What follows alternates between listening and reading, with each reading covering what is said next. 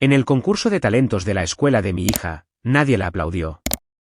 Incluso los jueces parecían aburridos. Oí a un padre susurrar: es la niña pobre, la de esa madre soltera.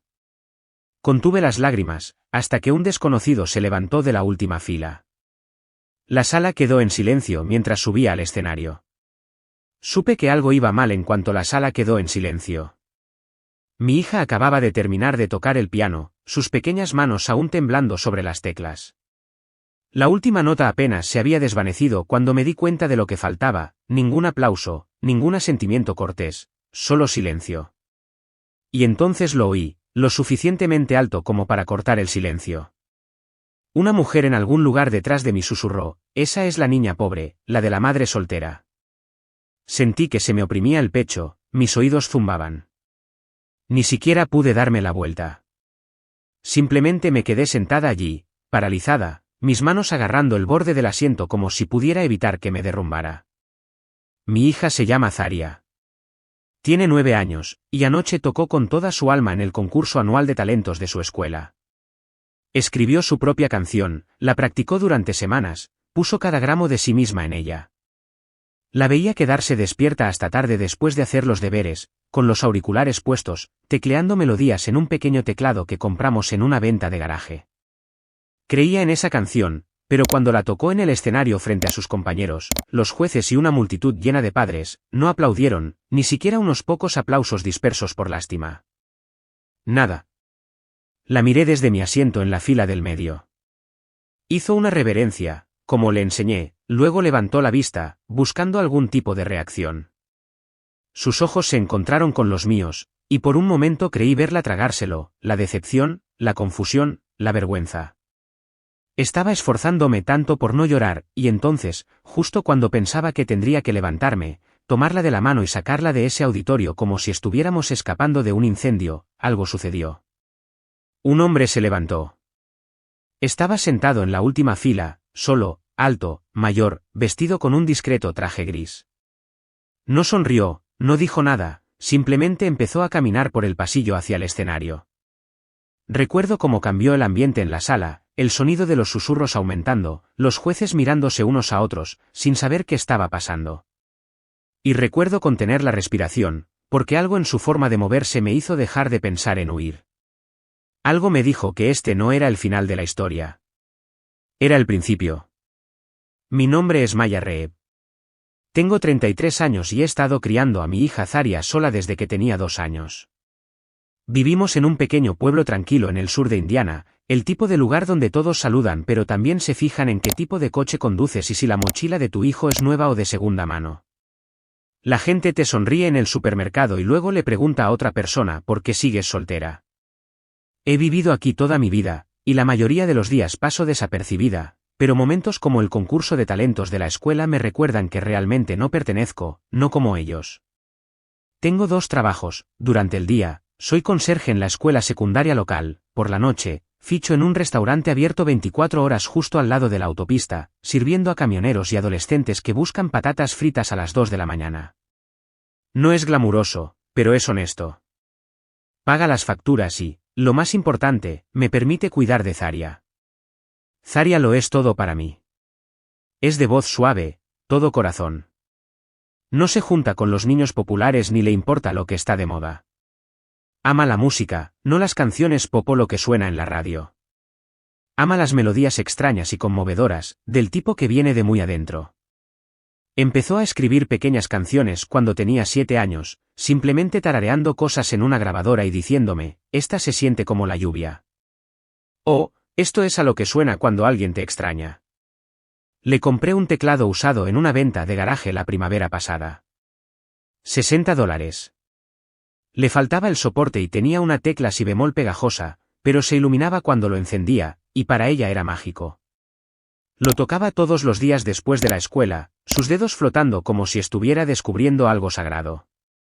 A veces tocaba durante horas, con los ojos cerrados, persiguiendo un sonido que solo podía sentir.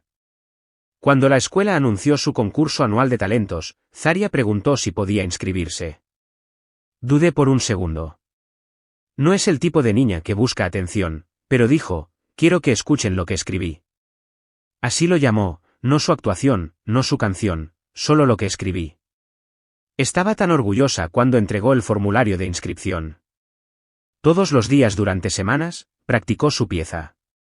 Yo preparaba la cena mientras la escuchaba en la otra habitación, y juro que a veces dejaba de remover la olla solo para escuchar.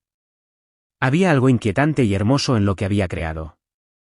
No solo tocaba notas, contaba una historia. Pero debajo del orgullo, también vi los nervios. No hablaba mucho de la escuela. Bat sabía que es la única niña en su clase que lleva su almuerzo en una bolsa de supermercado en lugar de una lonchera de personajes.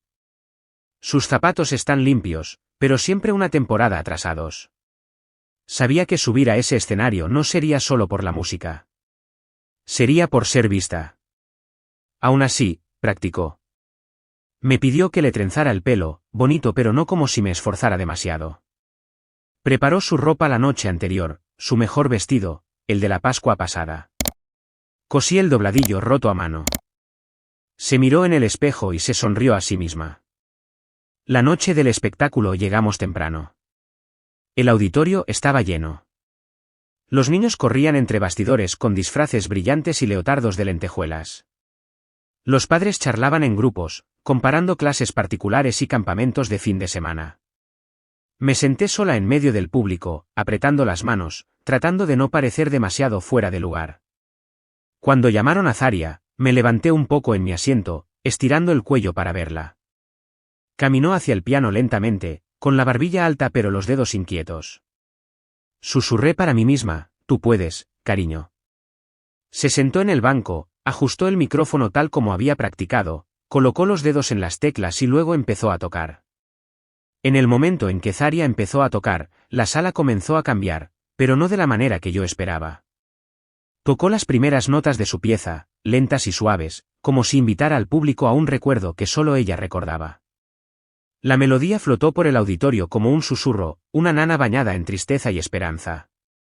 No se parecía a nada de lo que los niños anteriores a ella habían hecho, sin karaoke, sin movimientos llamativos, sin pistas de acompañamiento, solo ella, un piano y una historia contada a través de las yemas de sus dedos. Me senté al borde de mi asiento, con el corazón latiendo de orgullo, viéndola cerrar los ojos mientras las notas la transportaban. Pero mientras recorría al público con la mirada, pude sentir algo más. No estaban escuchando. Un par de padres cerca del fondo susurraban. Dos niños en la primera fila se rieron tontamente. Uno de los jueces, el del blazer extra grande y el portapapeles, miró su teléfono y empezó a escribir. La mujer a mi lado sacó un paquete de chicles, como si esperara un ascensor. Y entonces lo oí, claro como el agua, es la niña pobre, la de la madre soltera. Las palabras no golpearon mis oídos, me golpearon en la espina dorsal. Me giré ligeramente, tratando de ver quién lo dijo, pero no necesitaba hacerlo. Ya conocía al tipo, alguien que nunca tuvo que explicarle a su hijo por qué Papá Noel solo trajo un regalo, alguien que nunca tuvo que elegir entre arreglar el coche y pagar las tasas de la excursión escolar. Me mordí el interior de la mejilla con tanta fuerza que saboreé metal. Quería levantarme, defenderla, gritar, ella es más que cualquier historia que os hayáis inventado sobre nosotras. Pero no pude. Mis piernas no se movían, mi cuerpo estaba bloqueado, mi pulso latiendo en mi garganta. Zarya siguió tocando, sus manos nunca flaquearon. Se entregó a cada nota, como si importara, como si alguien ahí fuera lo entendiera, pero no lo hicieron, no esa noche. Terminó con un acorde suave e inesperado que quedó suspendido en el aire, delicado y sin resolver. Luego silencio. Hizo una reverencia, tal como practicamos, manteniéndola por un segundo. Levantó la cabeza lentamente, escudriñando la sala. Ningún aplauso, ni siquiera unos pocos por cortesía. Alguien tosió, una silla crujió, el juez del medio carraspeó y pasó a la siguiente página de su carpeta. Eso fue todo. Zarya se quedó allí un momento de más, lo suficiente para que yo viera su rostro cambiar. Su sonrisa, antes pequeña y esperanzada, se desvaneció en una línea tensa y confusa. Bajó la mirada al suelo mientras salía del escenario. Podía sentirla intentando contenerse desde el otro lado de la sala. Se me partió el corazón. Quería saltar de mi silla, envolverla en mis brazos y llevármela lejos de este lugar, de esta gente que no podía ver lo que yo veía. Quería decirle que estaban equivocados, que su música importaba, que ella importaba. Pero no podía moverme. Simplemente me quedé sentada allí, aturdida, conteniendo las lágrimas, porque si lloraba, temía no parar nunca. Miré a mi alrededor de nuevo, a las madres con su maquillaje y bolsos caros, a los padres grabando con sus smartphones y apenas mirando, a los jueces ya preparándose para el siguiente acto. A nadie le importaba. Y fue entonces cuando lo sentí, un cambio, pequeño, sutil. Desde la última fila, un hombre se levantó. No se parecía al resto. Su traje era sencillo. No sostenía un teléfono. No aplaudía ni reaccionaba como los demás. Simplemente estaba allí de pie, inmóvil como una piedra, mirando el escenario. Y entonces empezó a caminar hacia el frente. La gente se giró. Alguien susurró, ¿quién es ese? Los jueces se miraron unos a otros, perplejos. El siguiente acto se suponía que era una rutina de baile grupal. Nadie estaba programado para hablar. Me incorporé, colocando instintivamente una mano sobre mi pecho. No sabía quién era ni qué estaba haciendo, pero algo me dijo que este hombre estaba aquí por ella. Al principio nadie lo detuvo. El hombre del traje gris siguió caminando lentamente por el pasillo, con las manos entrelazadas a la espalda, firme como si estuviera acostumbrado a ser observado. No parecía tener prisa, no dudó, pero con cada paso la sala se volvía más silenciosa. Incluso los padres que habían estado susurrando se callaron. Uno por uno, los jueces parecían confundidos. Una de ellas se levantó a medias de su silla como para interceptarlo, pero luego volvió a sentarse, insegura. Los niños entre bastidores se asomaron por la cortina, con los ojos muy abiertos. Mantuve mis ojos en Zarya. Estaba parada al borde del escenario ahora, a un lado, medio en las sombras, agarrando su carpeta de música contra el pecho. No lloraba, pero tampoco estaba bien.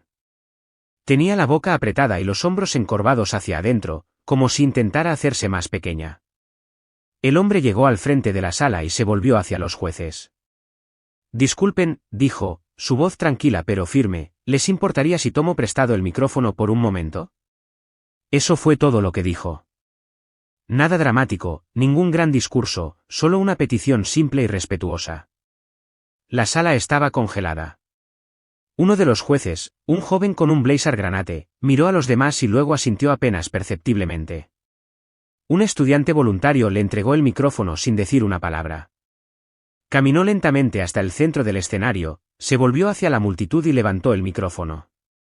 Mi nombre es Dr. Elias Monroe, dijo, y no se suponía que estuviera aquí esta noche. Mi vuelo a casa fue cancelado, así que vine a ver actuar a mi nieta, pero entonces oí algo que me dejó helado. Hizo una pausa. La sala se inclinó hacia adelante. He pasado mi vida enseñando piano en Juilliard. He formado a concertistas de piano, compositores de cine, solistas de sinfónica, y en todos esos años muy pocas piezas me han cautivado como lo hizo la música de esa niña hace un momento. El silencio cambió. Ya no era incómodo ni vacío, era reverente. Miró hacia el lado del escenario, con ojos amables. Zarya, dijo, ¿puedo preguntar si escribiste esa pieza tú misma? Ella asintió lentamente, insegura de si sonreír o correr. Él se volvió hacia el público. Damas y caballeros, eso fue una composición original. Eso fue una voz. Eso fue arte. Algunos jadeos. Un padre cerca de mí susurró Juilliard, como si fuera una palabra que solo hubiera visto en las películas. El doctor Monroe continuó, me gustaría pedir un favor. Con tu permiso, Zarya, ¿estarías dispuesta a tocar tu pieza de nuevo? Esta vez, ¿puedo acompañarte? Sentí que se me cortaba la respiración. Zarya me miró, solo un movimiento rápido de sus ojos. Le di el asentimiento más pequeño que pude manejar sin romper a llorar. Caminó lentamente de regreso al escenario, sus pasos apenas haciendo ruido. El doctor Monroe se hizo a un lado y la dejó sentarse primero, luego se sentó a su lado, sin acaparar el banco, solo compartiéndolo. Sus manos flotaron sobre las teclas, esperando su señal, y entonces ella empezó a tocar. Esta vez las notas no sonaron pequeñas.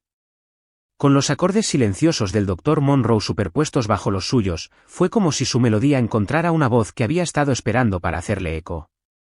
Él no la dominó, la siguió, la apoyó, elevó su música como un segundo par de alas. Se podía sentir el cambio en la sala.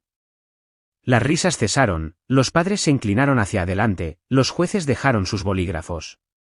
Nadie apartó la mirada. Cuando llegaron a la nota final, hubo un instante de quietud perfecta, y luego todo el auditorio se puso de pie. Los aplausos estallaron como una ola. Gritos, silbidos, manos aplaudiendo a rabiar. La gente que no la había notado antes ahora estaba de pie, aplaudiendo como si acabara de ganar un premio nacional. Los teléfonos estaban fuera, grabando. Vi a una jueza secarse los ojos. Yo también me levanté, aplaudiendo tan fuerte que dolía. Y Zaria se volvió hacia el Dr. Monroe y le dedicó la sonrisa más pequeña y sincera que he visto nunca. En ese momento, ya no era la niña pobre. Era una músico. Fue vista, y supe que todo acababa de cambiar. Cuando los aplausos finalmente comenzaron a apagarse, Zaria simplemente se quedó sentada allí, todavía al piano, con las manos descansando suavemente en su regazo. Tenía los ojos muy abiertos, ya no de miedo, sino de algo más cercano al asombro. Miró alrededor del auditorio como si lo viera por primera vez. El Dr. Monroe se inclinó hacia ella y le dijo algo que no pudimos oír. Ella asintió una vez, luego se levantó lentamente, haciendo una reverencia de nuevo, pero esta vez el gesto no fue tímido, fue orgulloso, intencionado. Levantó la vista con la barbilla alta, y la sala le dio todo lo que no le había dado la primera vez. Mientras salían juntos del escenario, la gente se volvía hacia los demás, preguntando quién era ella.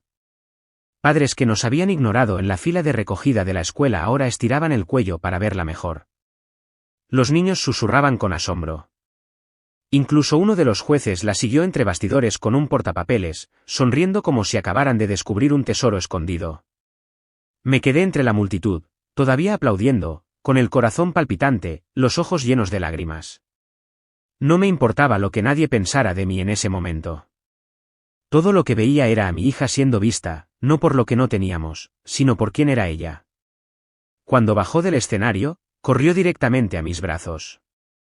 Lo hice, susurró en mi pecho. No pude hablar. Solo la abracé más fuerte. El Dr. Monroe se acercó un momento después, sonriendo. Me tendió la mano, pero antes de que pudiera estrechársela, dijo, tu hija tiene un don extraordinario, uno que no veo a menudo. Eso fue más que talento, fue verdad. Finalmente encontré mi voz. Gracias. Gracias por verla, por darle ese momento. Él asintió. No era mío para darlo. Ella lo creó todo. Yo solo me aseguré de que nadie se lo perdiera. Luego metió la mano en el bolsillo de su abrigo y me dio una tarjeta. Estaba grabada con su nombre y una dirección de Nueva York. Si estás dispuesta, dijo, me gustaría conectarla con alguien en una fundación de artes juveniles con la que trabajo. Ofrecen talleres intensivos de fin de semana y mentoría privada para jóvenes compositores dotados. No tendrá que hacer una audición, ya escuché lo que necesitaba. Estaba atónita. Miré la tarjeta y luego a él. Nunca ha tomado una lección formal, dije. Quiero decir, realmente no podemos permitirnos mucho ahora mismo. Él sonrió. Eso no será un problema. Se trata de acceso. Merece que su talento sea cultivado, no solo notado. Zaria me miró, insegura, como si pidiera permiso solo con la mirada. Asentí, tratando de no llorar. Dale las gracias, cariño. Gracias, dijo ella, su voz pequeña pero firme. El Dr. Monroe inclinó la cabeza, se dio la vuelta y caminó de regreso hacia la multitud. Esa noche, después de llegar a casa, Zaria no quería quitarse el vestido. Se sentó en el suelo de la sala, con el teclado en su regazo, tarareando algo nuevo.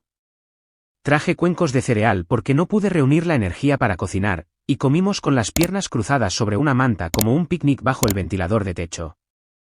Tocó unos compases de su nueva canción y me miró. ¿Crees que realmente puedo ir?, preguntó, al lugar que dijo el hombre de la música. Me acerqué, le aparté un rizo detrás de la oreja y dije, ya lo hiciste. Han pasado 5 meses desde la noche en que mi hija lo cambió todo sin hacer nada más que ser exactamente quien es. Seguimos viviendo en la misma casa pequeña. Sigo trabajando en mis 2 empleos. Sigo trayendo a casa las sobras del restaurante cuando puedo. Y a veces Zaria todavía usa zapatos de segunda mano, pero las cosas se sienten diferentes ahora. No porque tengamos más dinero o más cosas, sino porque por primera vez mi hija se ve a sí misma de manera diferente. Desde esa noche, ha estado asistiendo a sesiones de mentoría de fin de semana en un conservatorio de música a 1 hora de la ciudad. Cada sábado nos levantamos antes del amanecer. Preparo un termo de chocolate caliente y hacemos el viaje juntas, solo ella y yo, con música sonando bajo en el coche, su cara pegada a la ventana, viendo pasar los campos de maíz. No es la misma niña que subió a ese escenario, aterrorizada de que nadie escuchara. Ahora habla de dinámicas, superposición de capas, la emoción detrás de un acorde menor. Sus profesores dicen que está componiendo piezas con una profundidad que normalmente no ven en estudiantes del doble de su edad. Todavía toca esa primera pieza a veces, la que nadie aplaudió, pero ahora la toca de manera diferente, más segura, más firme, no más fuerte, solo más plena, como si fuera dueña de cada nota. Y lo es. Algo cambió en mí también. Durante años creí que teníamos que mantener un perfil bajo, permanecer calladas, estar agradecidas, no pedir más de lo que se nos daba. Pensé que si podía protegerla del juicio, del fracaso, de ser señalada como diferente, eso sería suficiente. Pero estaba equivocada. Lo que necesitaba no era protección, era permiso para ser escuchada, para ocupar espacio, para creer en el sonido de su propia voz, incluso si la sala permanecía en silencio. Casi dejo que ese momento se nos escapara. Casi la dejo alejarse del escenario creyendo que el silencio significaba que no era suficiente. Pero un extraño, una persona que eligió prestar atención, se aseguró de que eso no sucediera. Y esa es la parte en la que sigo pensando. No fue un milagro. No fue suerte. Fue una decisión. El Dr. Monroe no solo escuchó su música, la reconoció, y luego actuó, silenciosa, poderosamente, no para rescatarla, sino para amplificarla. A veces eso es todo lo que se necesita, una persona dispuesta a escuchar profundamente, a dar un paso adelante cuando todos los demás permanecen sentados, a recordarle a un niño, no eres invisible. Y a veces todo lo que se necesita para seguir adelante es saber que alguien ahí fuera ve tu luz, aunque solo sea por un momento. Esa noche no cambió nuestras vidas de la noche a la mañana, pero le dio a mi hija algo que nunca podría haber envuelto en una caja o escrito en un cuento antes de dormir. Le dio la creencia de que es digna de ser vista. Y a mí también me dio algo. Me recordó que nuestra historia no termina con el silencio de otras personas, que cuando nadie aplaude, no significa que dejes de tocar. Sigues adelante, porque un día alguien podría escucharte, y esa persona podría ser la razón por la que todo cambie.